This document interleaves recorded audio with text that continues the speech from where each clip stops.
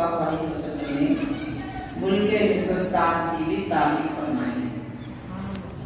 باضابطہ ہمیں روایت ملی اور ہمارے ہندوستان کے بڑے عظیم بزرگ عالم دین گزرے قریب 250 سال خطیب بزرگ ہیں حضرت عبد الباری بن گیلانی رحمۃ اللہ علیہ۔ انہوں نے ہندوستان کی تاریخ اور اس کی تعریف میں ایک ضخیم تقریباً 500 سے زیادہ صفحات پر ایک کتاب لکھی ہے۔ اس کا نام ہے سبحۃ المرجان فی آثار ہندوستان، یعنی ہندوستان کے نشانات اور ہندوستان کے متعلق مرئی روایات کے بارے میں ایک خاص موتی ہے جس کو مرجان کہتے ہیں، اس کی روشنی، یہ کتاب کا نام آپ نے رکھا ہے۔ اس میں آپ نے نقل فرمایا بڑی عظیم اور قدیم حدیث پاک کی کتابوں سے کہ نبی پاک صلی اللہ علیہ وسلم نے ارشاد فرمایا کہ دنیا کی سب سے بہترین خوشبو ہندوستان میں پائی جاتی ہے۔ یعنی اس کا ایک مفہوم تو بالکل واضح ہے، وہ یہ ہے کہ ہندوستان میں خوشبو کی جتنی چیزیں اگتی ہیں، چاہے وہ جڑی بوٹی ہو، مسالے ہو یا درخت کے پتے ہوں، یہ دنیا کے کسی اور ملک میں اس قسم کی چیزیں پیدا نہیں ہوتی۔ اللہ تعالیٰ نے ہندوستان کو ایک خاص مقام عطا فرمایا ہے۔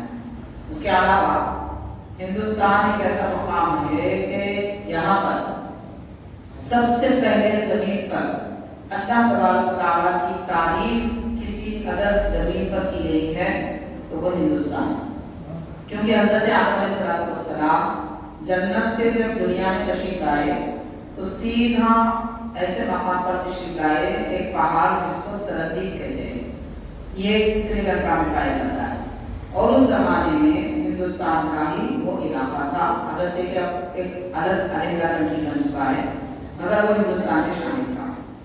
تو حضرت سیدنا آدم علیہ السلام سرندیپ کے پہاڑ پر سیدھا تشریف لائے اور پھر آپ نے حضرت آدم علیہ السلام نے اپنے مقام سے کعبۃ اللہ کا تقریباً اپنی حیات طیبہ میں 40 مرتبہ آپ نے حج کیا، کعبۃ اللہ کا حج کیا باضابطہ 40 مرتبہ۔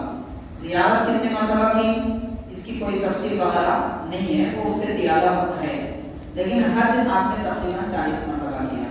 اور حاضرین یہ بھی روایت میں لکھا جاتا ہے کہ حضرت آدم علیہ السلام ہندوستان سے شہر مکہ معظمہ کعبہ شریف تک 1000 قدم میں پہنچتے تھے۔ 1000 قدم میں آپ وہاں تک پہنچتے تھے، یعنی آپ کا قد مبارک کتنا اونچا تھا، 60 گز لمبا آپ کا قد مبارک تھا، اور اس وقت جو سمندر وغیرہ بہتے تھے اس سمندر کا پانی آپ کے ٹخنے یا گھٹنے تک پہنچتا تھا۔ اس کیفیت میں حضرت آدم علیہ السلام کعبۃ اللہ تک پہنچے تھے۔ یہ ہمارے ملک ہندوستان کی تاریخ اور اس کی توصیف اور اس کی مختصر سی تاریخ ہے۔ اللہ تبارک تعالیٰ نے اس ملک میں رشد و ہدایت کا جب ارادہ فرمایا تو حضرت آدم علیہ السلام کے بعد بھی بعض انبیاء کرام یہاں پر تشریف لائے۔ بعض ایسے مقامات ہیں جیسے پنجاب کے علاقے میں تقریباً 9، بعض مقامات بعض حضرات نے لکھا ہے 11 مقامات پر انبیاء کرام تشریف لائے، ان کے مزارات مبارکات بھی موجود ہیں، نشاندہی ہے باضابطہ ان کے مزارات وہاں پر موجود ہیں۔ اور اس کے علاوہ گجرات وغیرہ کے علاقے میں بھی بعض انبیاء کرام کے مزار ملتے ہیں۔ خیر، تو انبیاء کرام کی تشریف لائے ہندوستان میں، لیکن اس کے بعد جب یہ انبیاء تشریف لے گئے تو ان کے بعد سے لے کر نبی پاک صلی اللہ علیہ وسلم کے زمانے تک ہندوستان میں کبھی اللہ کا نام نہیں لیا گیا، کبھی اذانیں دی گئی، کبھی کوئی آسمانی کتاب نہیں پڑھی گئی۔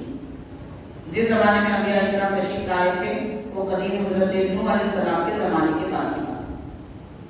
حضرت آدم علیہ السلام تو یہاں تشریف فرما تھے، ان کے بعد حضرت نوح علیہ السلام کے زمانے کے بعد کی بات ہے۔ بعض انبیاء کرام یہاں تشریف لائے تھے جن کی تعداد پورے ہندوستان میں اگر شمار کی جائے تو غالباً 12-15 کچھ انبیاء کرام کے نام یا ان کے مزارات وغیرہ ملتے ہیں۔ یہ تاریخ ہے ہندوستان کی۔ اس کے بعد اللہ تبارک و تعالیٰ نے صدیوں کے بعد جب ہمارے آقا رحمت للعالمین صلی اللہ علیہ وسلم اس دنیا میں تشریف لائے تو حضور پاک صلی اللہ علیہ وسلم کے زمانے میں باضابطہ کیرل کے ایک بادشاہ نبی پاک صلی اللہ علیہ وسلم کا تعارف حاصل کر کے کہ حضور خاتم النبیین ہیں، اللہ کے نبی ہیں، ان کو یہ علم ہوا تو کیرل کے ایک بادشاہ باضابطہ عرب جا کر نبی پاک صلی اللہ علیہ وسلم سے ملنے کی خواہش میں وہ پہنچے، لیکن ان کے پہنچنے سے پہلے پیارے آقا صلی اللہ علیہ وسلم اس دنیا سے تشریف لے گئے تھے۔ تو وہ بادشاہ ایمان بھی لائے تھے اور وہ یہاں آنے کے بعد اپنی ساری رعایا میں اسلام کو انہوں نے پھیلایا۔ تو یہ پہلی مرتبہ سرکار دو عالم صلی اللہ علیہ وسلم کی تشریف آوری کے بعد، آمد مبارک کے بعد پہلی مرتبہ ہندوستان میں مسلمان بادشاہ اور مسلمان لوگ پائے گئے۔ حاضرین، اب یہاں ایک جو غلط فہمی لوگوں میں پائی جاتی ہے کہ مسلمان باہر سے آئے، مسلمان باہر سے آئے، مسلمان باہر سے آئے، یہ بات غلط ہے۔ مسلمان خود ہندوستان کے، باہر سے مسلمان آئے بعد میں، لیکن پہلے ہندوستان کے لوگ ہی مسلمان بنے۔ تو یہ کیرل کے بادشاہ خود جا کر حضور کی خدمت میں ایمان لانا چاہے، مگر صحابہ کرام سے ان کی ملاقات ہوئی اور وہ ایمان لا لیے، پھر اپنے علاقے میں پہنچ کر رعایا کو انہوں نے مسلمان بنایا۔ بادشاہ خود مسلمان بن جائے تو اب رعایا کا کیا مقام، کتنی تعداد ہوگی، کتنے ہزاروں میں یا لاکھوں میں تعداد ہوگی جو اس وقت مسلمان ہو گئے تھے۔ یہ ایک بات۔ دوسری بات یہ ہے کہ حضرت سیدنا فاروق اعظم عمر بن خطاب رضی اللہ تعالیٰ عنہ کے زمانے میں ہی صحابہ کرام یہاں پر تشریف لا چکے تھے۔ حضرت عمر رضی اللہ تعالیٰ عنہ نے 2 صحابہ کرام کو روانہ کیا تھا باضابطہ ہندوستان میں اسلام کی اشاعت کے لیے۔ وہ حضرات تشریف لائے، یہاں پر مقیم رہے، ان کی نسلیں بھی یہاں پر موجود رہی۔ پھر ایک عرصے کے بعد میں حضرت سیدنا امیر معاویہ رضی اللہ تعالیٰ عنہ کے دور میں بعض صحابہ کرام یہاں پر تشریف لائے اور بعض ایسے حضرات تھے جو تجارت کی غرض سے آئے اور بعض ایسے حضرات تھے جو یہاں اسلام کی اشاعت کی غرض سے آئے۔ یہ ایک آمد کا، اہل اسلام کی آمد کا یہ ایک طریقہ ہے۔ اس کے بعد حجاج بن یوسف مسلمانوں کا ایک بڑا بادشاہ گزرا ہے، اس نے کام بہت اچھے کیے ہیں مگر اس سے بڑھ کر غلط کام بھی کیے ہیں، نعوذ باللہ۔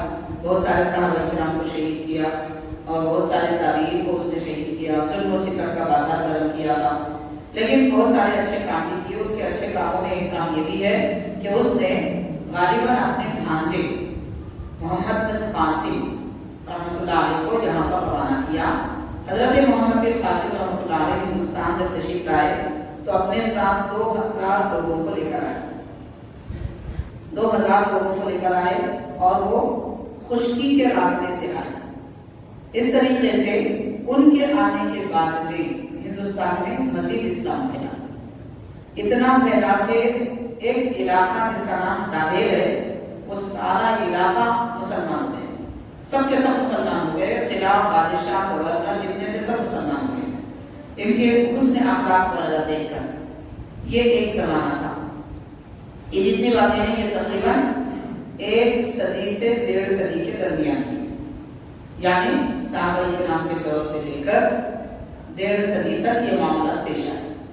اس کے بعد پھر بیچ میں ایک عرصہ خلا رہا، کوئی آئے نہیں، کوئی گئے نہیں، بعض حضرات تابعین وغیرہ آتے رہے مگر وہ ایسی کوئی فوج کی شکل میں نہیں آئے۔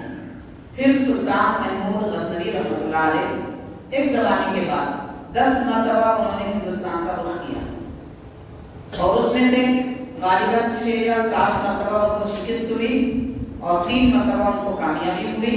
3 مرتبہ کی کامیابی کے بعد بھی وہ واپس چلے گئے، یعنی انہوں نے ہندوستان کو اپنا مرکز نہیں بنایا۔ اور یہاں پر محمود غزنوی رحمۃ اللہ علیہ نے کوئی لوٹ مار نہیں کی، کوئی لوٹ مار نہیں کی، البتہ جو ان کے در پہ ہوتے یا لڑنے کے لیے آتے یا فوج سے مقابلے کے لیے آتے تو ہر انسان کی فطرت ہے، جو مارنا چاہتا ہے لوگ اس کو بھی مارتے ہیں، یہ تو دنیا میں ہر انسان کا جانور بھی یہی کرتا ہے۔ تو بہرحال حضرت محمود غزنوی رحمۃ اللہ علیہ کے ایک زمانے کے بعد غالباً 250 سال کا عرصہ گزر چکا تھا، تقریباً 250 سال کا عرصہ گزر چکا تھا اس وقت، جبکہ 550 ہجری غالباً 550, بعض حضرات نے لکھا ہے 580 ہجری. تو 580 ہجری کا بہت زیادہ متبر ہے کہ اس عرصے میں حضرت سلطان ہند سیدنا خواجہ معین الدین چشتی غریب نواز علیہ رحمۃ الرضوان تقریباً 50 اپنے مریدین اور متقین کو لے کر ہندوستان نبی پاک صلی اللہ علیہ وسلم کے حکم پر تشریف لائے. حالانکہ اسلام ہندوستان میں اسلام آنے کی یہ تفصیل ہے اور بہت ساری وضاحتیں ہیں. ہم نے آپ کو صرف سرسری طور پر چند باتیں عرض کر دی. ہر ایک بادشاہ یا پھر ہر ایک بزرگ کے آنے پر بہت ساری تفصیلاتیں ہوتی، بہت ساری وضاحتیں. تو حضرت سیدنا خواجہ غریب نواز معین الدین چشتی رحمۃ اللہ، آپ جب یہاں تشریف لائے تو آپ کے تشریف لانے کے بعد حالات بہت عجیب تھے. آپ کے حالات کے متعلق میں چند اہم باتیں عرض کرنا چاہوں گا.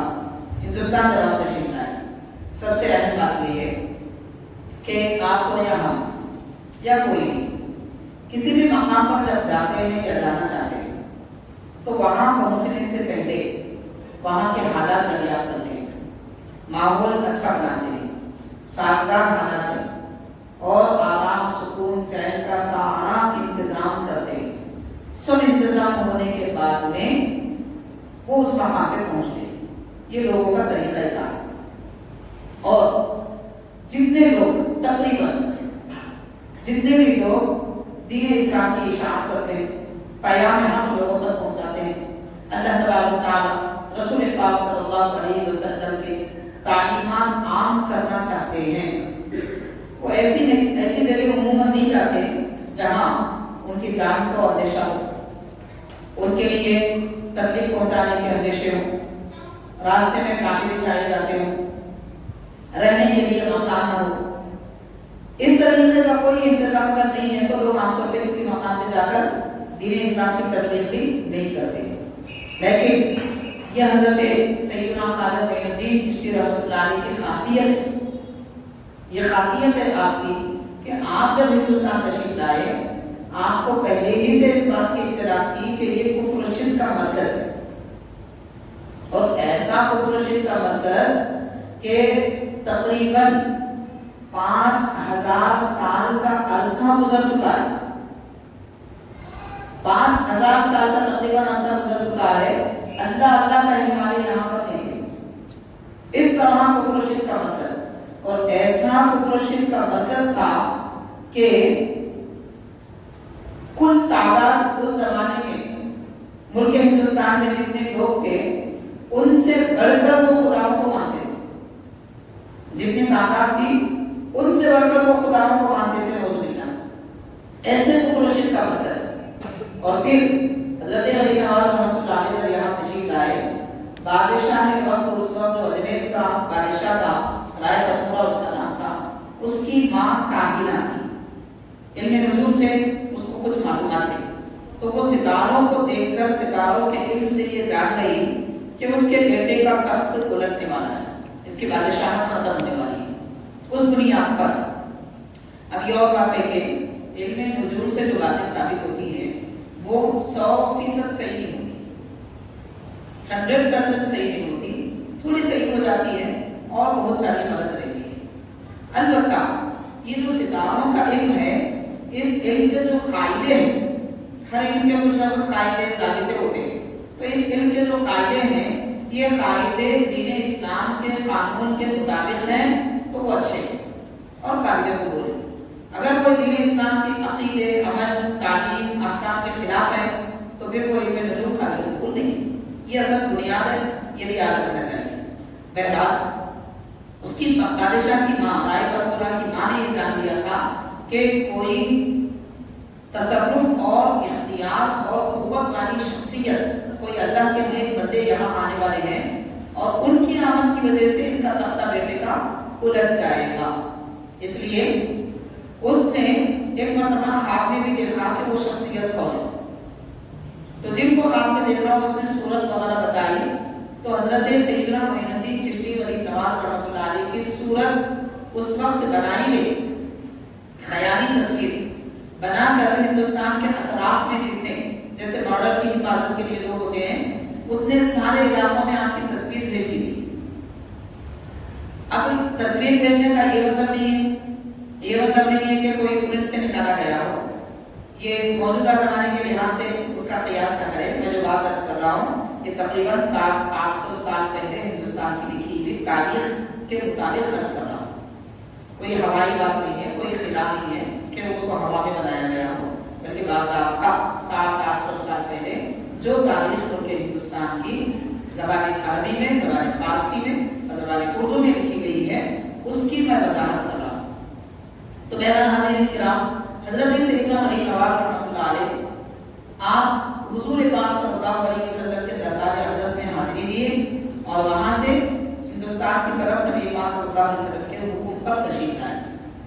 لاہور، ملتان وغیرہ سے ہوتے ہوئے وہی راستے سے آئے جس راستے سے آپ سے پہلے محمود غزنوی بادشاہ اپنا لشکر لے کر آتے تھے، اسی راستے سے آپ تشریف لائے۔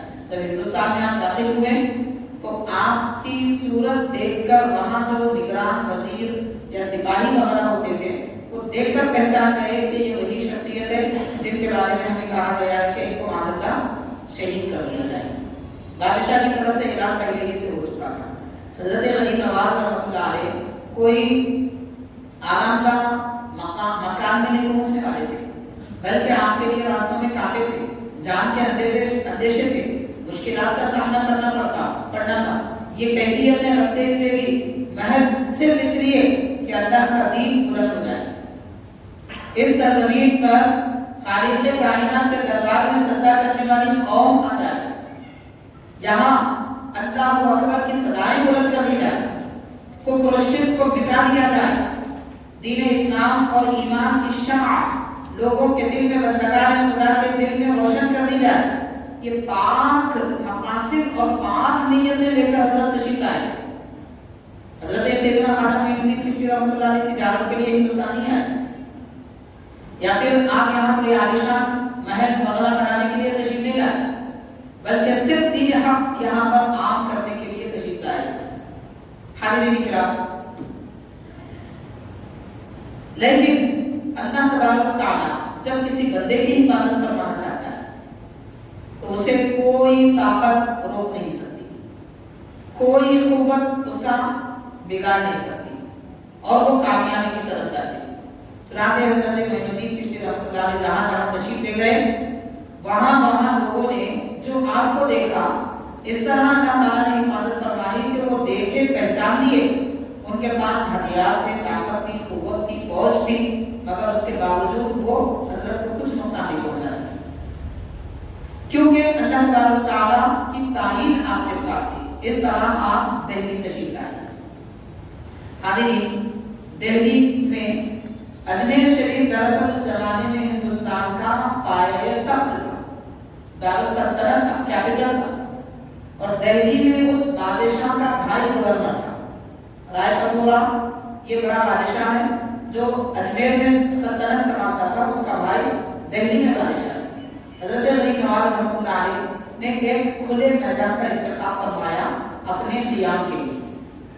کھلے میدان کا انتخاب فرمایا، آپ کے ساتھ 50-60 جتنے مریدین اور آپ کے اہل اسلام ساتھ میں تھے، ان سب کو لے کر روزانہ آپ 5 وقت کی نماز بلند آواز کے اذان کے ساتھ، اقامت کے ساتھ اس کھلے میدان میں ادا فرماتے تھے۔ آپ غور کیجئے، یہ وہ دور تھا کہ اس دور میں جتنے مسلمان پہلے ہی سے ہندوستان میں ساحلی علاقے میں تھے، یعنی سمندر کے کنارے جو شہر یا گاؤں پائے جاتے تھے، ان علاقوں میں مسلمان تھے۔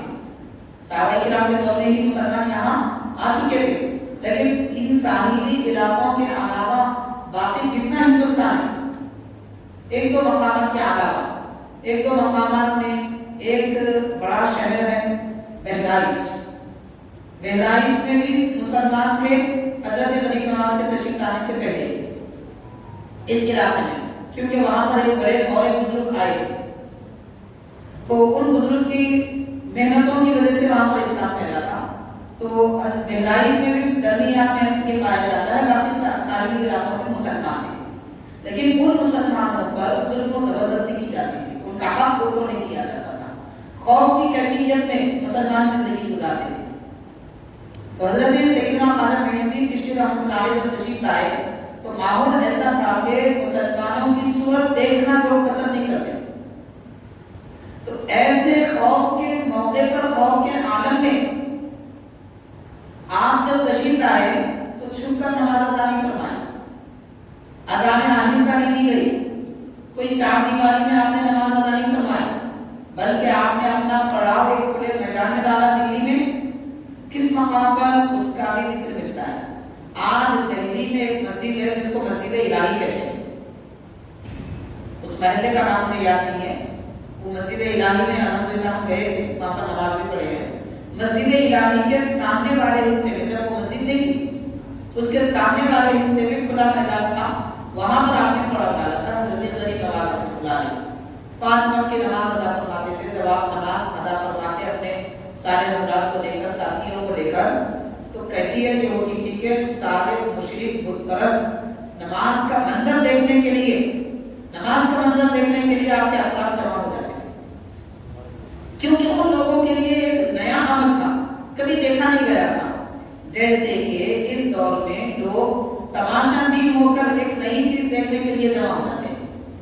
تو یہ بات پھیلتی گئی کہ یہ وقت میں لوگ نماز پڑھتے ہیں، کچھ کام کرتے ہیں، جھکتے اٹھتے ہیں، لہٰذا ہجوم لوگوں کا بڑھنے لگا.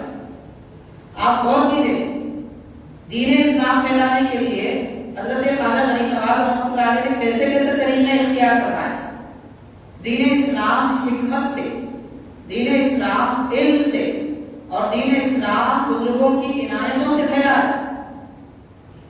تلوار کے زور پر اسلام کسی مقام پہ نہیں پھیلا، اور نہ ہی طاقت و قوت کی بنیاد پر پھیلا ہے.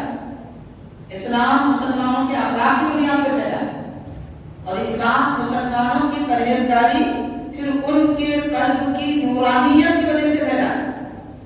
اگرچہ کہ آج اس دور میں ہمارے پاس نہ وہ دل ہے نہ اس کی نورانیت ہے، اسی لیے خود ہم اپنے بال بچوں کو پابند نہیں بنا سکے، کہاں کسی اور کو مسلمان بنائیں گے. ہم اپنے گھر کا ماحول مسلمانوں کا ماحول نہیں بنا سکے، کہاں کسی اور کو اسلام میں داخل کرنے کی بات کریں. بہرحال حاضرین کرام، تو آپ نے یہ طریقہ اختیار فرمایا، سرے عام نماز ادا فرمایا. ہر دن تعداد بڑھتی جاتی تھی، اور نماز کا جو نورانیت والا منظر، روحانیت والا منظر ہوتا تھا، دیکھنے کے بعد لوگوں کے دل پگھل جاتے تھے.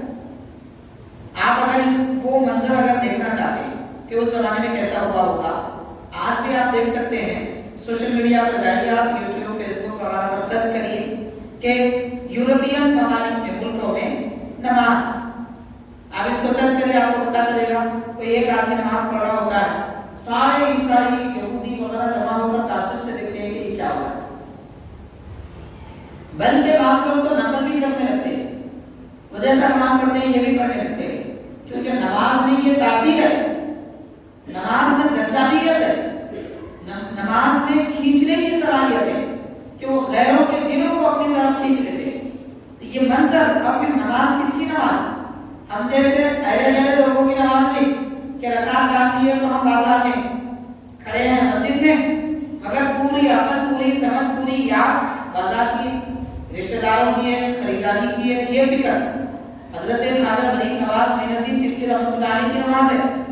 جب آپ رکعت باندھتے تھے تو گویا اللہ تبارک و تعالیٰ کے جذبوں میں مستغرق ہو جاتے تھے. اس کیفیت کی نماز پڑھنے والوں کا اثر کیا ہوگا اندازہ کریں. آج ہم رکعت باندھتے ہیں تو ہم کو دور و دیوار نظر آتے ہیں، امام صاحب کے رتیب قرات نظر آتی ہے، اور گرمی سردی محسوس ہوتی ہے. یہ ہماری نمازیں، ان بزرگوں کی نمازیں ایسی نمازیں نہیں ہوتی تھی. ہماری نمازیں جھکنے اٹھنے کا نام ہے. نماز میں ہم سر جھکاتے ہیں مگر دل نہیں جھکا سکتے، کیونکہ دل جھکانے کے لیے کیفیت ویسی ہونی پڑتی ہے. نماز ایسی ہونی چاہیے کہ نماز میں آئے تو ساری دنیا بھول جائے. ہم جانتے ہیں ہمارے دل کا حال کیا ہے، ہم کو معلوم ہے ہم کیسی نماز پڑھتے ہیں، بتانے بولنے کی ضرورت نہیں ہے. لیکن وہ بزرگان دین اور اسلام کے نیک بندے کیسی نماز پڑھتے تھے، ہم اپنی نمازوں کو ان کی نمازوں کے برابر نہیں سمجھ سکتے. ان کی نماز آسمان ہے تو ہماری نماز زمین ہے. تو بہرحال اس طرح نماز پڑھتے تھے. تو یہ نماز کا منظر دیکھ کر لوگ مشرف کا اسلام ہوتے. ہر دن مسلمانوں کی تعداد بڑھتی جاتی. تو یہ کیفیت دیکھ کر بادشاہ وقت نے چند لوگوں کو تیار کیا. یہ جو باتیں میں عرض کر رہا ہوں حضرت سیدنا معین الدین چشتی رحمۃ اللہ علیہ کی سیرت پر لکھی گئی بہت ساری کتابیں ہیں.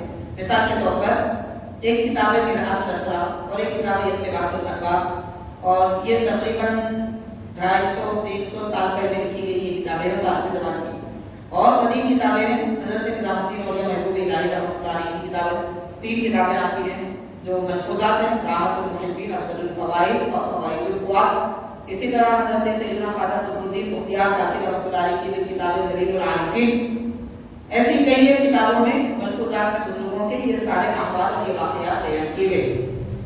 بہرحال حاضرین، حضرت سیدنا خواجہ معین الدین چشتی رحمۃ اللہ علیہ جب آپ کے دم پر اسلام دہلی میں پھیلنے لگا تو بادشاہ نے شرنگیز لوگوں کو تیار کیا اور یہ کام کیا کہ آپ اس آدمی کو مقرر کیا، ایک نہیں کئی لوگوں کو اس طرح مقرر کیا کہ حضرت سیدنا معین الدین چشتی رحمۃ اللہ علیہ سے ملاقات کرو اور نوشیلا ان کو تکلیف پہنچاؤ.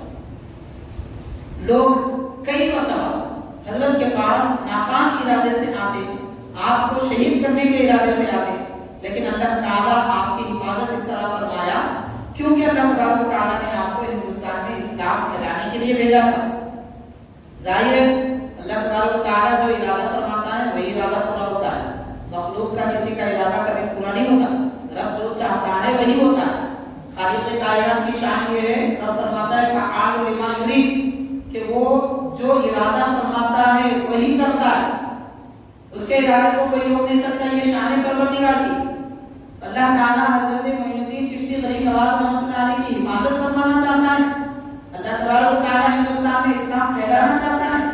پھر کون اس اسلام کو مٹا سکتا ہے؟ اور وہ داعیے اسلام، باغیے اسلام کو کون روک سکتا ہے جو ہندوستان میں تشریف لا کر اسلام کی بنیاد ڈالے؟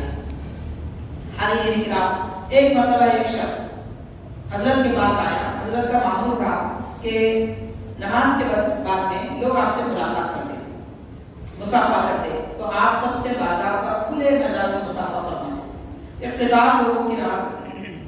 لوگ مل کر آگے بڑھ رہے. ایک شخص آیا، جب حضرت کے قریب آیا تو اس نے بھی مصافحہ کیا.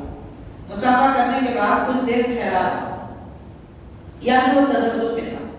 تو آپ نے فرمایا حضرت معین الدین چشتی غریب نواز رحمۃ اللہ علیہ نے کہ بیٹا جس ارادے سے آئے ہو وہ کرتے کیوں نہیں، کیوں ٹھہرے ہوئے ہو؟ تو یہ کہنا تھا.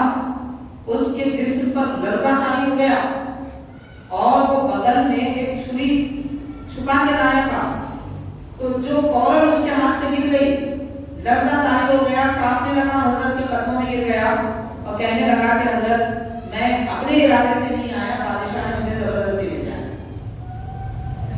تو آپ نے ارشاد فرمایا کہ اللہ کے بندوں کے پاس، درویشوں کے پاس لوگ اپنے دل کی صفائی کے لیے آتے ہیں اور تم ناپاک ارادہ لے کر آئے ہو، ناپاک ارادہ لے کر آئے ہو. اتنا فرمایا تو اس کا دل ایسا بدل گیا کہ وہ فوراً کلمہ پڑھ کے مسلمان ہو گئے. تو حاضرین دیکھیے 2 جملے حضرت سیدنا غریب نواز رحمۃ اللہ علیہ نے یہ نہیں فرمایا اسلام کے متعلق 10 آیتیں 20 آیتیں پڑھ کے سنائی. یقیناً اگر آپ وہ عمل فرماتے تو سارا ہندوستان مسلمان ہو جاتا. اس کی برکت قرآن مجید کی برکت ہے اپنی جگہ، لیکن حکمت اور مصلحت سے کام کی اس وقت ضرورت تھی. اس لیے آپ نے ایسا عمل اختیار فرمایا کہ لوگوں کو باضابطہ اسلام کی دعوت نہیں دی. زبان سے کوئی جلسہ منعقد نہیں کیا، کوئی اعلان نہیں فرمایا، عمل ایسا کیا کہ آپ کے نیک عمل کو دیکھ کر، آپ کے کردار اور اخلاق کو دیکھ کر لوگ مسلمان اسلام ہوتے رہے. تو اس طرح اس آدمی کا دل بدل گیا، وہ مسلمان ہو گیا. اور روایت میں آتا ہے اس شخص کے بارے میں کہ وہ اتنا عقیدت مند اور ایسی محبت والا بنا کہ جو سب سے مشکل کام ہوتا، جو کام کوئی نہیں کر سکتے تھے، حضرت معین الدین چشتی رحمۃ اللہ علیہ اس کو کام عطا فرماتے تھے اور وہ کام آسانی سے کر لیتا. نہ صرف یہ بلکہ حضرت کی زندگی بھر وہ حضرت کی صحبت میں رہا، اور جب حضرت کا وصال ہوا تو اس نے 20 حج کیے اور کعبہ شریف کے خدمت گزاروں میں رہا، یہاں تک کہ جب اس کا وصال ہوا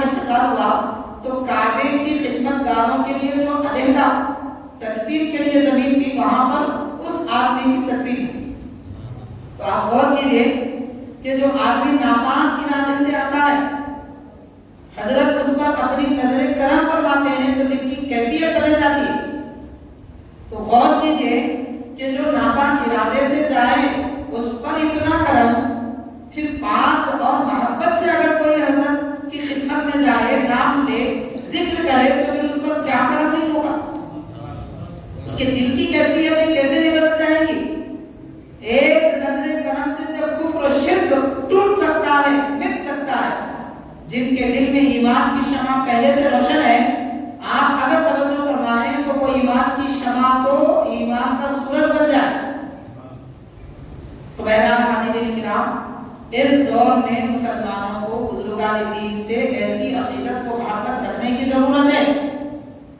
یقیناً ہم عبادتیں بھی کرتے ہیں، کام بھی کرتے ہیں، دوسری خدمت دین بھی کرتے ہیں، لیکن دین کی خدمت اور عبادت اس طریقے سے کرنا چاہیے جو طریقہ ہمیں بزرگوں نے دیا۔ اپنی عقل اپنی سمجھ سے نہیں، ہم اپنی عقل اپنی سمجھ دوڑائیں گے تو ہمارے پاس سیدھے راستے پر چلنے کا کوئی اور نمونہ نہیں ہے۔ مثال کے طور پر دیکھیے، قرآن مجید حدیث شریف ہمارے لیے سب سے بڑی رہنما ہے۔ قرآن پاک حدیث شریف کے علاوہ کوئی دین اسلام کا کوئی رہنما نہیں ہے۔ صحابہ کرام نے بھی، اہل بیت کرام نے بھی قرآن اور حدیث کو ہی فالو کیا۔ تمام تابعین، محدثین، اولیاء اللہ، صوفیاء سب قرآن و حدیث کے راستے پر ہی چلے ہیں، لیکن قرآن و حدیث کے راستے کو سمجھنا اتنا آسان نہیں ہے جتنا ہم سمجھتے ہیں، اتنا آسان نہیں ہے۔ کیسے؟ میں آپ کو مثال دے کر سمجھا سکوں گا کہ ہر وہ آدمی جو انگریزی کا، کیا وہ وکیلوں کی کتاب پڑھ کے مقدمہ لڑ سکتا ہے؟ کیا وہ ڈاکٹروں کے آپریشن کا طریقے والی کتاب دیکھ کر کسی کو آپریشن کر سکتا ہے؟ یہ تو بہت بڑی بات ہے جناب۔ ایک مزدور جو دیوار بناتا ہے، اس کے جیسی دیوار بھی کوئی آدمی دیکھ کے نہیں بنا سکتا۔ سیکھنے کی ضرورت پڑتی ہے۔ جب دنیا کے اتنے چھوٹے کام سیکھنے کی ضرورت پڑتی ہے، پھر دین کے کام بغیر سیکھے کریں گے؟ قرآن مجید میں حکم ہے، حدیث شریف میں حکم ہے، ان بزرگوں نے ہم کو دین سکھایا ہے، قرآن اور حدیث نے دین بتایا ہے، اور بزرگوں نے دین سکھایا ہے۔ تو جو دین سیکھ کر چلتے ہیں، ان کے طریقے پر کام کریں گے تو ہم سیدھے قرآن و حدیث کے راستے پر چلیں گے۔ اگر یہ کہیں کہ میں قرآن پڑھ کے میں سمجھ لوں گا، باقی اگر کوئی سمجھانے والے ہیں تو آپ سمجھ سکیں گے، خود پڑھ کے نہیں سمجھ سکتے، یہ مشکل کا، کیونکہ ایک ڈاکٹر کی کتاب نہیں سمجھ سکتے، ایک وکیل کی کتاب نہیں سمجھ سکتے، تو پھر اللہ کا کلام کیسے سمجھیں گے؟ بہرحال حاضرین کرام، میں آج یہ کرنا چاہتا ہوں کہ حضرت سیدنا خواجہ غریب نواز علیہ رحمۃ اللہ اس بات کس کس طریقے سے دین اسلام کی اشاعت ہو کے ہندوستان میں آپ نے فرمائی۔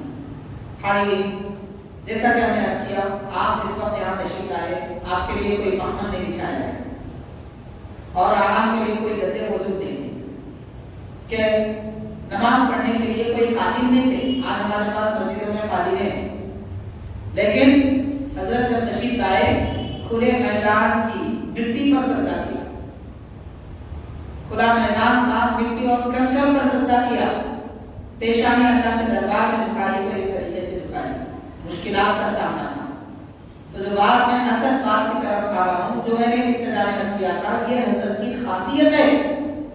آپ یہ جانتے تھے کہ ہم جس ہندوستان میں نبی پاک صلی اللہ علیہ وسلم کے حکم پر جا رہے ہیں، وہ ہندوستان کوئی گلستان نہیں ہے، کوئی پھولوں کا مرکز نہیں ہے کہ ہم کو آرام ملے گا، بلکہ ہر قدم پر دین کے دشمن ہیں، ہر قدم پر مسلمان کے دشمن ہیں۔ تو کام کرو، آپ اپنی زندگی سے یہ بتایا، کام کرو تو دین کا ایسا کرو جہاں مشکلات ہیں اس مقام پر پہنچو، اس مقام پر پہنچو۔ اپنی راحت، اپنا آرام دیکھنے والا آدمی کیا دین کا کام کرے گا؟ دین کے کام کے لیے مشکلات کا سامنا کرنا پڑتا ہے، اور یہ مشکلات کا سامنا حضرت غریب نواز نے کیا ہے۔ حاضرین کرام، یہ حضرت کی خاصیت ہے کہ ملک ہندوستان تشریف لا رہا ہے، خون کے درپے لوگ تھے، مگر ان کے درمیان رہ کر آپ نے اسلام کا سورج یہاں کے آسمان پر ایسے چمکایا کہ ماشاءاللہ آج تک اور انشاءاللہ قیامت تک وہ سورج اسلام کا چمکتا رہے گا۔ حاضرین کرام، اور ایک اہم بات جو میں اس کرنا چاہوں گا، حضرت کی خاصیت، حضرت غریب نواز رحمۃ اللہ علیہ، اولیاء اللہ تو بہت سارے ہیں، ہندوستان میں بھی ہیں، دوسرے ممالک میں بھی ہیں، بہت سارے مقامات ہیں۔ آپ اور اللہ والوں کا جب ذکر سنیں گے، اللہ والوں کا تذکرہ جب آپ پڑھیں گے تو عام طور پر یہ بات دکھتی ہے، عام طور پر یہ بات ہوتی ہے کہ اللہ والے مثال کے طور پر یمن سے اللہ والے آئے، عراق سے آئے، ایران سے آئے، اور فلسطین سے آئے، یہاں پر ہندوستان میں عرب سے آئے، حضرموت سے آئے، ملک شام سے آئے، بہت سارے اللہ والے ہیں، افغانستان سے آئے، اور ماوراء النہر بخارا سمرقند سے آئے، دنیا بھر کے جہاں جہاں مسلمان رہتے تھے وہاں سے پورے اولیاء ہندوستان میں آئے۔ یعنی ہندوستان ایک ایسا مرکز ہے یہاں اولیاء کرام اسلام کے جو پھول ہیں، ہر قسم کے پھول یہاں پر تشریف لائے، کسی بھی سلسلے کے، قادری، چشتی، سازری اور نقشبندی وغیرہ، ہر سلسلے کے ہر رنگ کے بزرگان نے دی، اللہ کی محبت کے رنگ ان کے دل میں جو تھے وہ سب لے کر آئے۔ لیکن جتنے بھی تشریف لائے، آپ پڑھیں گے تو یہ پڑھیں گے کہ وہ آئے تو مسجد بنائی، اور کہیں مسجد تھی تو اس کو آباد کیا، اور وہاں جو مسلمان گمراہی کا شکار تھے ان کو دین اسلام کی ہدایت دی، ہدایت کی طرف لایا، عقیدہ درست کیا، عمل درست کیا، دل کی اصلاح کی، اخلاق کو عادات سنبھالے، کردار بنایا۔ لیکن ہندوستان میں ایک حضرت غریب نواز ہے، ایک حضرت غریب نواز ہے کہ آپ آئے تو مسلمانوں کی طرف نہیں آئے، مسلمانوں کی طرف نہیں آئے، اگرچہ کہ مسلمانوں کو ساتھ لے کر آئے، لیکن آپ آئے تو مسلمانوں کی طرف نہیں، بلکہ کفر و شرک کے ماننے والے اور بت پرستی کرنے والی قوم میں آئے۔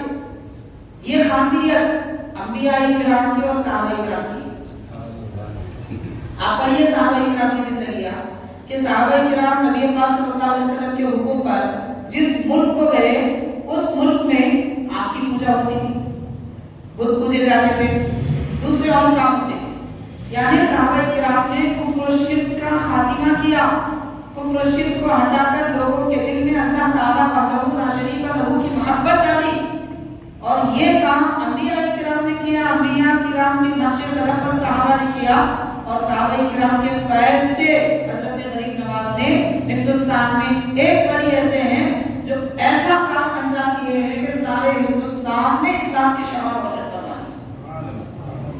بعض مقامات پر ایسے بھی اولیاء کرام ہیں کہ وہ آئے مسلمانوں کی طرف، مگر کفر و شرک کے مٹانے کا بھی انہوں نے کام کیا، لیکن وہ عمومیت اور وہ وسعت نہیں جو حضرت غریب نواز نے ایک خاص گاؤں کے لیے، ایک خاص علاقے کے لیے تشریف لائے جو اولیاء کرام ہے۔ اس اعتبار سے اگر دیکھیں گے، اسی لیے حضرت غریب نواز رحمۃ اللہ علیہ کو نائب مصطفیٰ کہتے ہیں، سبحان اللہ، نائب رسول اسی لیے کہتے ہیں۔ یعنی مکے کی سرزمین میں، عرب میں، جہاں آپ کیفیت دیکھیے، آپ غور کیجیے، عرب میں حضرت اسماعیل علیہ السلام کے بعد سے لے کر سرکار کے تشریف لانے تک دین اسلام کی کوئی بات نہیں، کعبہ مرکز ہے، اس میں بھی لوگوں نے بت بٹھا دیے تھے۔ یعنی تقریباً 5000 سال کا عرصہ گزرا، تقریباً 5000 سال کا عرصہ گزرا ہے۔ سرکار جو عالم صلی اللہ علیہ وسلم تشریف لائے، سارا خاتمہ معبودان باطلہ کا کر دیا، وحدہ لا شریک لہ کے ترانے حضور پاک صلی اللہ علیہ وسلم نے عام فرمائے، اور یہ کیفیت حضرت غریب نواز رحمۃ اللہ علیہ میں یہ خاصیت پائی جاتی ہے۔ ہندوستان کی بھی کوئی کیفیت ہے، تقریباً 5 سے 6000 سال تک حضرت غریب نواز کے آنے سے یا صحابہ کرام کے تشریف لانے سے پہلے 5 سے 6000 سال پہلے تک نہ اللہ کا نام یہاں پر لیا گیا، نہ اللہ کے رسول کا کلمہ پڑھا گیا۔ کفر و شرک کا مرکز تھا، سرکار نے انتخاب فرمایا تو اپنا پورا نائب بنا کر بھیجا۔ رب تبارک و تعالیٰ نے پیارے نبی صلی اللہ علیہ وسلم کو کفر و شرک کے خاتمے کے لیے جیسے ملک عرب بھیجا نبی پاک صلی اللہ علیہ وسلم نے ہندوستان حضرت سیدنا ملک نواز رحمۃ اللہ علیہ نے بھیجا۔ یہ خاصیتیں ہیں آپ کی دین اسلام کی تبلیغ کی، اور یہ کوئی معمولی بات نہیں ہے، ہم اس کو عام بات سمجھ رہے ہوں گے۔ جناب میں عرض کروں گا، کبھی تنہائی میں بس کا سفر کر کے دیکھیے اکیلے، اور ایسا ہونا کہ پورا اسلامی لباس ہو، سر پہ امامہ، مکمل داڑھی ہو، پھر آپ کو چین سے کوئی بیٹھنے نہیں دیتے، ہر کوئی شک کی نگاہ سے دیکھیں گے۔ یہ گزرتی ہے مولویوں پہ گزرتی ہے، جو مولوی حضرات آتے جاتے ہیں مختلف مقامات پہ، ان پہ یہ حال گزرتا ہے، لوگ شک کی نگاہ سے دیکھتے ہیں اور بازو بیٹھنے کو ڈرتے ہیں۔ سیٹ خالی بھی رہی تو کوئی بازو نہیں بیٹھتا، پیچھے جا کے بیٹھے گا، سامنے بیٹھے گا، یہ کیفیت ہے۔ اس وقت یہ حال ہے تو آپ غور کیجیے اس زمانے میں کیا حال تھا ہوگا، لیکن وہ دل، وہ طاقت، وہ قوت، وہ ہمت، وہ غریب نواز کے لیے خاص ہے، وہ آپ کے لیے خاص ہے۔ وہ ہمارے دکن کی زبان میں کہتے ہیں ایسے دل مردے جس کے بھی نہیں ہو سکتے۔ تو واقعی وہ طاقت، وہ قوت، وہ ہمت اللہ تعالیٰ نے اپنے اس محبوب بندے کو عطا فرمایا۔ حاضرین کرام، مناظر پہ غور کریں گے، سیرت پڑھنے کے بعد، سیرت سننے کے بعد منظر پر بھی غور کرنا چاہیے کہ اس وقت کیا حالات تھے اور کیا حالات ہیں۔ تو یہ کوئی معمولی بات نہیں ہے، ایسا نہیں ہے جیسے کوئی ایک گاؤں سے دوسرے گاؤں کو چلے گئے اور مسجد میں ٹھہر کے آرام سے ایئر کنڈیشن میں تقریر کر لیے اور ماشاءاللہ اس کے بعد کھا پی کے چلے گئے۔ اتنا آسان نہیں تھا اسلام پھیلانا، دین اسلام کی اشاعت اس زمانے میں اتنی آسان نہیں تھی۔ آج ہم کوئی کام کرتے ہیں، کسی مقام پہ جاتے ہیں، ماشاءاللہ استقبال ہوتا ہے اور وغیرہ ہوتی ہے، آرام کیا جاتا ہے اور کھانے پینے کے ہما اقسام کے کھانے ہوتے ہیں، ساری سہولتیں ہوتی ہیں۔ اس زمانے میں کوئی سہولت حضرت کے لیے نہیں تھی، لیکن اللہ تعالیٰ نے آپ کو اس کام کے لیے منتخب فرمایا۔ ایسی بہت ساری تفصیلات ہیں، اب میں 10-15 منٹ میں اپنی بات ختم کرنے کی طرف آ رہا ہوں۔ حاضرین، حضرت سیدنا خواجہ معین الدین چشتی غریب نواز علیہ رحمۃ الرضوان کی اخلاق، کردار وغیرہ کیا ہے، اس پر بھی ہم تھوڑی سی بات کریں گے۔ اور ایک اہم بات مجھے عرض کروں گا کہ تبلیغ اسلام کے لیے، تبلیغ اسلام کے لیے، اشاعت اسلام کے لیے حضرت غریب نواز رحمۃ اللہ علیہ نے سب سے پہلے جو ذریعہ اور راستہ اختیار فرمایا وہ نماز کا راستہ ہے۔ آپ نے لوگوں سے ہی نہیں کہا نماز پڑھو نماز پڑھو نماز پڑھو، بلکہ آپ نماز پڑھ کے بتائیں، سرے عام کھلے آپ نماز پڑھ کے بتائیں۔ ایک واقعہ تو آپ حضرات نے سن لیا، یہ دہلی کا ہے، جو مسجد الہی کے سامنے وہاں کی خربت میں یہ ماحول تھا۔ اس کے بعد حاضرین، جب آپ اجمیر شریف تشریف لے گئے تو بادشاہ وقت کو پتا چلا، اس کی ماں نے بھی کہا کہ وہ بزرگ آ چکے ہیں جو تیرا تہس نہس کر دیں گے، تیری سلطنت مٹا دیں گے۔ تو بادشاہ کوئی بھی طریقے سے یہ چاہتا تھا کہ حضرت اس مقام سے چلے جائیں، لیکن اس کے پاس اتنی ہمت اور طاقت نہیں تھی۔ کیوں نہیں تھی؟ اس لیے کہ اللہ والوں کی یہ شان ہوتی ہے کہ ان کو کوئی ان کے ارادے کے خلاف کام کرنے کا بول نہیں سکتا، سوچ نہیں سکتا، یہ کیفیت ہوتی ہے۔ حضرت جب یہاں اجمیر شریف تشریف لائے، ایک جادوگر آپ کے پاس آئے اور تقریباً اپنے 50-60 چیلوں کو نکالا۔ اس وقت حضرت کے پاس کوئی ہتھیار تو نہیں تھا کہ آپ جنگ لڑنے کو آئے، جنگ کا معاملہ نہیں تھا، آپ لوگوں کی گردن کاٹنے کو نہیں آئے تھے، بلکہ لوگوں کے دل سے معبودانِ باطلہ کی محبت کاٹنے کو آئے تھے۔ آپ انسانیت کا خاتمہ نہیں چاہتے تھے، شیطانیت کا خاتمہ چاہتے تھے۔ اس لیے آپ تلوار، تیر و تبر لے کر نہیں آئے، بلکہ 2 لباس، حضرت غریب نواز رحمۃ اللہ علیہ کے پاس زندگی پر 2 لباس تھے، ایک لباس پہنتے تھے، ایک اپنے ساتھ رکھتے تھے ساری زندگی۔ حضرت نظام الدین اولیاء محبوب الہی رحمۃ اللہ علیہ ارشاد فرماتے ہیں کہ جب کوئی لباس آپ کا پھٹ جاتا تو اس پہ آپ اور ایک پیبند لگا دیتے۔ اور ایک کتاب میں لکھا جاتا ہے کہ آپ کا لباس جب آپ کا وصال ہوا تو آپ کا جبہ مبارک نکالا گیا حضرت پاک سے کفن دینے کے لیے، غسل کے لیے۔ تو جب اس کو تولا گیا تو 2 کلو کا وزن نکلا، जुबैर मुबारक का वजन 2 किलो का निकला। अब आप गौर कीजिए, हम एक पैंट भी खरीदते हैं, पैंट में इसलिए कह रहा हूँ कि मोटा कपड़ा होता है। अब शेरवानी तो आप लोग नहीं पहनते, मैं शेरवानी की मिसाल दे दूंगा क्योंकि आमतौर पर नहीं खरीदते, पता नहीं चलता। तो उसका जो वजन होता है वो तकरीबन 100 किलो या 200 ग्राम के लगभग होता है एक पैंट का वजन। और उस जमाने के जो कपड़े हैं, जो लिबास आप पहने हैं, वो 2 किलो वजन कैसे हुआ? तो सीरत लिखने वाले हजरात लिखते हैं कि आपके पास 2 ही लिबास थे, जब फट जाता कपड़ा तो उस पर पैबंद लगा दें। इस तरीके से सारा लिबास पैबंदों का था, सारा लिबास पैबंदों का था। अब यहाँ से हमको गौर करना है, सर्फ बख्श और ठाट बाट की जिंदगी हजरत गरीब नवाज ने नहीं गुजारी, सादगी की जिंदगी गुजारी। यानी आपको अपनी जिंदगी में कभी अपनी जरूरत पूरी करने के लिए किसी से अपनी बात सुनाने की जरूरत पड़ी और ना ही आप किसी के दिए हुए तोहफे को कबूल करते थे। बादशाह वक्त भी तोहफा देता, नाराज हो जाते थे और फिर कभी बादशाह को आने की इजाजत नहीं देते। ये कैफियत थी हजरत की। तो बहरहाल मैं अर्ज ये करना चाहता हूँ, हजरत जब यहाँ तशरीफ लाए, सादगी के साथ तशरीफ लाए और जादूगर 50-60 अपने जादूगरों को लेकर आया था। तन्हाई में अकेले में अपनी मुरीदी के साथ आप मौजूद थे। अचानक वो अपनी जादूगरी की बुनियाद पर ऊपर से आग बरसाने लगा, आग बरसाने लगा। बचने के लिए कोई सहारा नहीं था, कोई छत नहीं था। तो हजरत ने फौरन अपने मुरीदी से फरमाया कि उठो, हम नमाज के लिए रकात बांध लेते। और जैसे रकात बांधी है, वो सारी आग करीब आती थी और बुझ जाती थी, करीब आती थी और बुझ जाती थी, किसी का कुछ नहीं बिगाड़ सकता। और जब तक वो आग बरसाता रहा तब तक आप नमाज में रहे। वो बेजार हो गया कि मेरे सारे काम बेकार हो जा रहे हैं, जादू की कुव्वतें टूट रही है।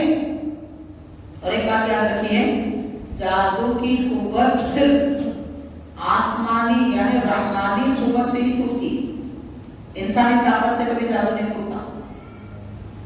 जादू का जोर सिर्फ रहमानी कुव्वत से टूटता है।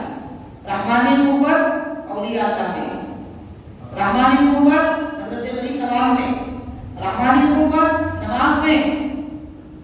तो इसलिए आपने नमाज का तरीका इख्तियार फरमाया और जब उसकी सारी कुव्वतें खत्म हो गई, जोर टूट गया, वो बेजार हो गया, आपने सलाम फेरा। सलाम फेरने के बाद उससे फरमाया कि जब तक हम यहाँ मौजूद है, कोई जादूगर हमारा कुछ नहीं बिगाड़ सकता। उसने कहा कि हजरत, मैंने अपनी कुव्वत सारी की सारी लगा दी, लेकिन आपको नुकसान क्यों नहीं हुआ? इरशाद फरमाते हैं, क्योंकि मेरे दिल में ईमान है और मैंने नमाज पढ़ी है, ये नमाज मेरा हथियार है। हाजिर, नमाज तो बहुत बड़ा हथियार है।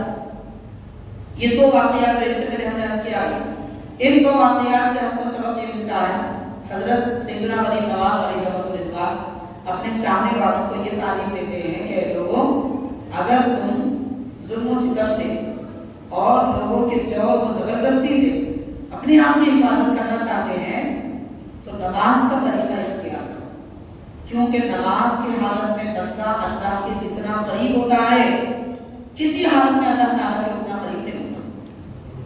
और फिर नमाज भी कैसी होनी चाहिए? ये गफलतों वाली हमारा तरीके वाली नमाज नहीं, वो तरीके वाली नमाज जो बुजुर्गों ने हमको सिखाया है, अल्लाह वालों ने हमको सिखाया है। उन्होंने नमाज पढ़ने का तरीका भी बताया, नमाज में दिल कैसा लगा, नमाज में ज़हन एक तरफ कैसे रखना। हम भी नमाज पढ़ते हैं मगर हमारे ज़हन मुंतशिर रहते हैं, मगर बुजुर्गों के ज़हन कभी मुंतशिर नहीं होते। वो एक बार रकात बांध लेते हैं, अल्लाह ताला के जज्बों में मुस्तक़बिल हो जाते हैं। इस कैफियत के साथ हज़रत गरीब नवाज ने नमाज अदा फरमाई। ये आपका मर्तबा, मकाम और करामत देखकर, ये करामत देखकर वो पुजारी, वो जादूगर और उसके सारे चेले जितने थे सब मुसलमान हुए। इस तरह बादशाह ने तकरीबन 4 मर्तबा 4 बड़े जादूगरों को भेजा कि पूरे हिंदुस्तान में उनका कोई जवाब नहीं था जादूगरी, वो सब के सब मुसलमान हुए। یہ روحانی قوت ہے اللہ والوں کی. اور آج بھی اس دور میں بھی جادوگری کی قوت کے ذریعے مسلمانوں کو ڈرایا جا رہا ہے. مسلمانوں کو کہ کوئی خانوں میں جا کے بیٹھ رہے ہیں اور ان کے مذہب کے مطابق کچھ کر رہے ہیں اور یہ دھمکانے کی کوشش کی جا رہی ہے کہ دیکھو اب ہم جادوگری کے ذریعے تم پر قابو پائیں گے. کوئی کچھ بگڑنے والا نہیں ہے. ہمارے ساتھ اللہ تبارک و تعالیٰ کی رحمت ہے, کلام مجید ہے اور اللہ کے نعمت ہے. تو حاضرین کرام, نماز سب سے بہترین طاقت اور قوت والی چیز ہے. اس کو ہم یوں بھی سمجھ سکتے ہیں, نبی پاک صلی اللہ علیہ وسلم نے ارشاد فرمایا الوضوء سلاح المؤمن, وضو مومن کا ہتھیار. وضو مومن کا ہتھیار ہے. اب یہ بات یاد آ رہی ہے تو میں مختصر طریقے سے عرض کروں گا. دلی میں ایک بڑے عالم دین اور بڑے صوفی گزرے, حضرت ملا جیمہ رحمۃ اللہ علیہ. حضرت خواجہ باقی باللہ رحمۃ اللہ علیہ کی درگاہ شریف میں آپ کا مزار ہے. ملا جیمہ رحمۃ اللہ علیہ بادشاہ شاہ جہاں کے دور کے اپنے زمانے کے بڑے مفتی تھے. تو آپ نے بادشاہ کے خلاف میں فتویٰ دیا. بادشاہ ریشم پہنتا. اس وقت جتنے لوگ تھے مشہور علماء, بادشاہ نے زبردستی ان سے فتویٰ منگا دیا کہ ریشم جائز ہے, ریشم پہننا جائز ہے. جب وہ فتویٰ حضرت ملا جیمہ رحمۃ اللہ علیہ کے پاس گیا تو آپ نے فرمایا کہ یہ فتویٰ میرے پاس رہنے دیجیے, میں جمعہ کے دن اس کا مسئلہ بتاؤں گا. تو جامع مسجد جمعہ کے دن آپ جامع مسجد تشریف لائے دہلی کی. بادشاہ صف اول میں نماز پڑھتا تھا.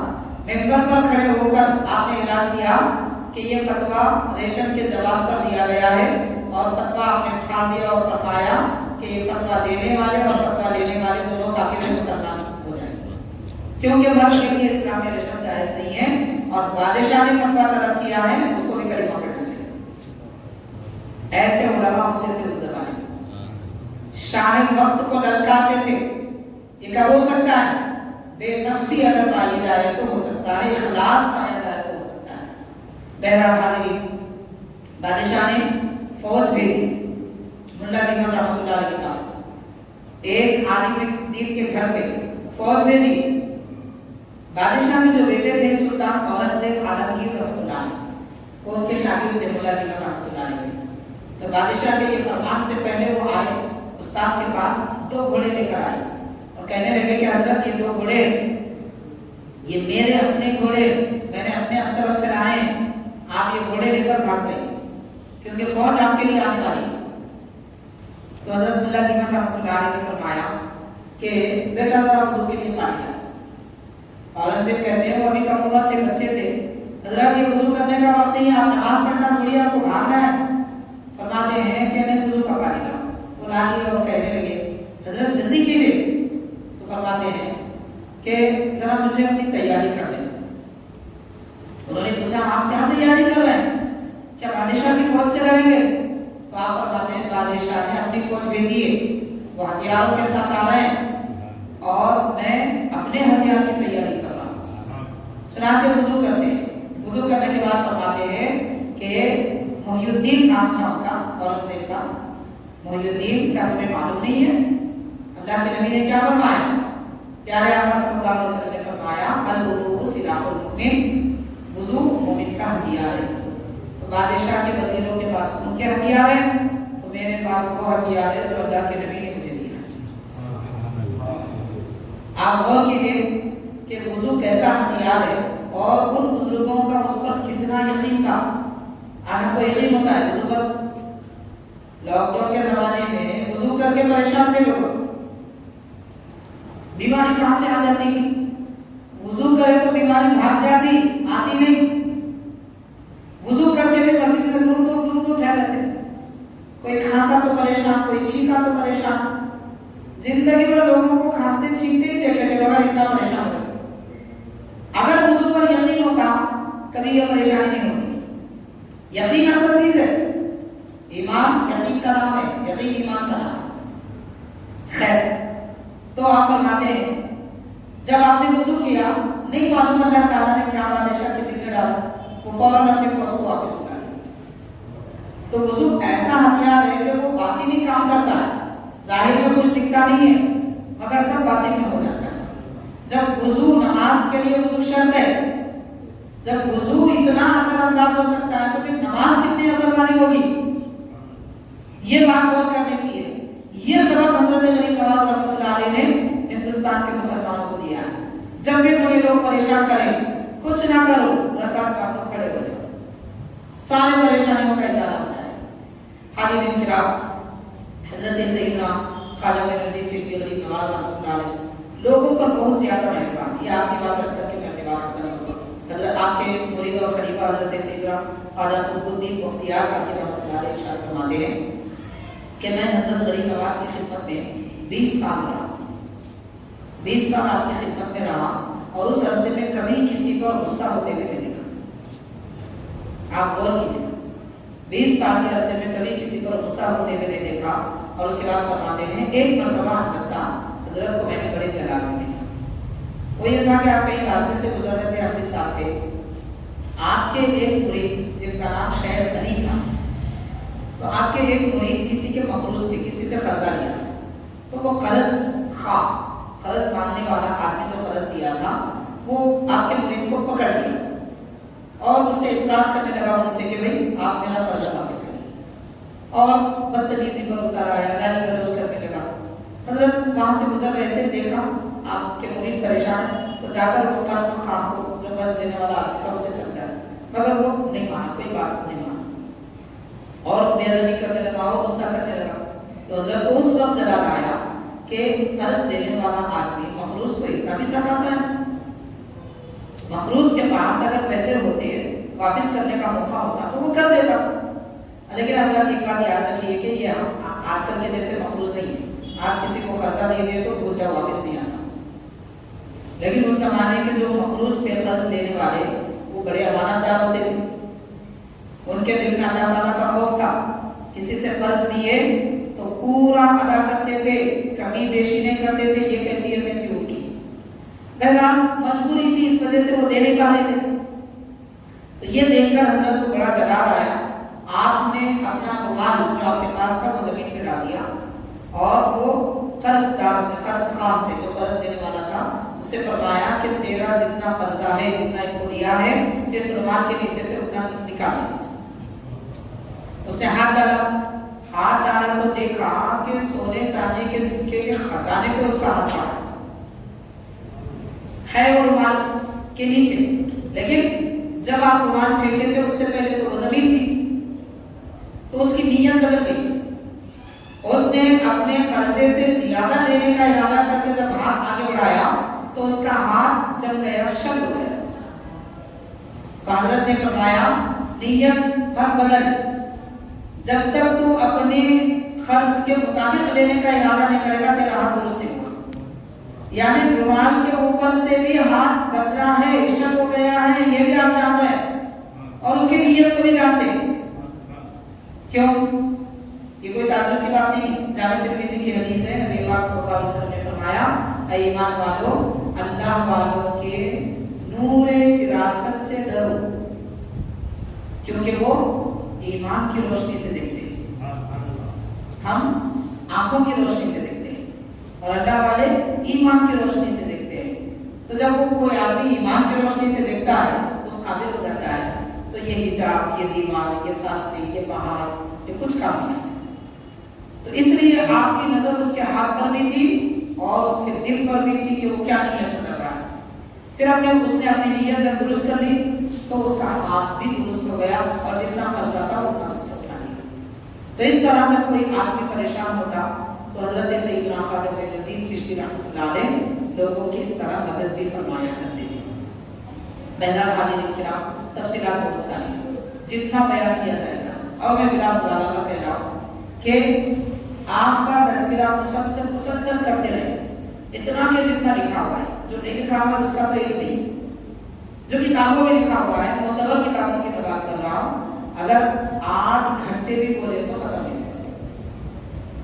इतनी तफसीलात है, अजीब अजीब अहवाल और आलीशान मकामात, जिसमें करामतें भी हैं, आपके अखलाक किरदार की बातें भी हैं, अल्लाह ताला से वाबस्तगी, नबी पाक सल्लल्लाहु अलैहि वसल्लम की मोहब्बत वगैरह क्या क्या वो उसमें मौजूद है। बहरहाल हाजिरीन किराम, یہ بزرگان دین ان کی زندگیاں ان کے احوال اس لیے بیان کیے جاتے ہیں تاکہ ان کے طور طریقے وغیرہ سننے کے بعد ان کے طریقے کے مطابق عمل کرنا ہمارے لیے آسان ہو جائے۔ دین اسلام کی جتنی تعلیمات ہیں وہ ایک تھیوری ہے اور اللہ والوں کی زندگی پریکٹیکل ہے۔ تو پریکٹیکل جب تک کوئی چیز ہم نہیں دیکھیں گے ہمارے لیے عمل کرنا مشکل ہوگا۔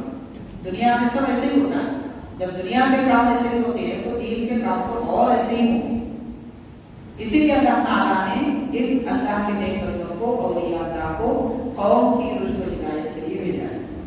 حضرت سیدنا علی نواز علیہ رضوان کا ہم پر احسان ہے کہ آپ یہاں تشریف لا کر دین اسلام پھیلائے، اس بنیاد پر آج ہم مسلمان ہیں، اسی بنیاد پر مسلمان ہیں، ورنہ یہ دین کے دشمن نہیں معلوم کب دین کو مٹا چکے ہوتے۔ اور آج بھی آپ کی روحانی قوت کے بنیاد پر ہی ہم سر اٹھا کر زندگی گزار سکتے ہیں۔ اگر وہ آپ کی باطنی تائید، وہ روحانی قوت ہماری پشت پناہی کے لیے نہ ہوتی تو یہ جسموں پر کبھی ہمارے سر نہیں رہتے۔ آج ہمارے جسموں کے سر باقی ہیں تو یہ دم ہے، صدقہ ہے حضرت غریب نواز رحمۃ اللہ علیہ۔ اس میں کوئی شک کی بات نہیں ہے، اور یہ کوئی میں مبالغہ رائی کے ساتھ میں اپنی بات نہیں کہہ رہا ہوں۔ 400-500 سال سے بزرگان دین اولیاء اللہ نے جو لکھا ہے وہ جملے میں کہہ رہا ہوں، اپنے سے کوئی بات نہیں کہہ رہے، جو لکھا ہے بزرگوں نے آپ کو بات کرے۔ تو بہرحال حاضرین کرام، ہمارے لیے بڑی سعادت مندی کی بات ہے کہ حضرت کا تذکرہ سننے کے لیے ہم جمع ہوئے، اور اللہ تعالیٰ نے اس کام کے لیے ہم کو منتخب فرمایا، یہ بھی اللہ کا بڑا کرم ہے۔ کیونکہ اس دور میں کون کہاں کسی کا ذکر سنیں گے بھائی، 3-4 گھنٹے انٹرنیٹ پہ گزاریں گے، کرکٹ کھیلتے اور دیکھتے گزاریں گے، چبوتروں پہ اپنا وقت گزاریں گے، مگر نہ اللہ کی بات سننے کو تیار ہے، نہ اللہ والوں کی بات سننے کو تیار ہے۔ سعادت مندی خوش بختی رب تعالیٰ نے یہ موقع ہم کو عطا فرمایا۔ اللہ کے دربار میں دعا ہے کہ پروردگار ہم نے جو کچھ کہا سنا اس پر عمل کرنے کی ہمیں توفیق عطا فرما۔ سلطان ہند حضرت سیدنا خواجہ معین الدین چشتی غریب نواز علیہ رحمۃ اللہ کا فیضان برکت ہم سب کو عطا فرما۔ آپ کے ذکر پاک کے تصدق میں زندگی اور احوال کے ذکر کے برکت سے بڑا ہمارے دلوں کو تازگی، ہمارے دلوں کو صحت و عافیت، ہمارے جسم کو شفا اور صحت عطا فرما، اور ہمیں ایمان کی قوت عطا فرما، روحانیت کی قوت عطا فرما۔ ایک بار پروردگار ہم ایسے کام کریں جس سے تو تیرے نبی صلی اللہ علیہ وسلم راضی ہو، اور ان برائیوں سے ہمیں بچا لے جس سے تو اور تیرے نبی رحمت للعالمین صلی اللہ علیہ وسلم ناراض ہو۔ صلی اللہ تعالی وسلم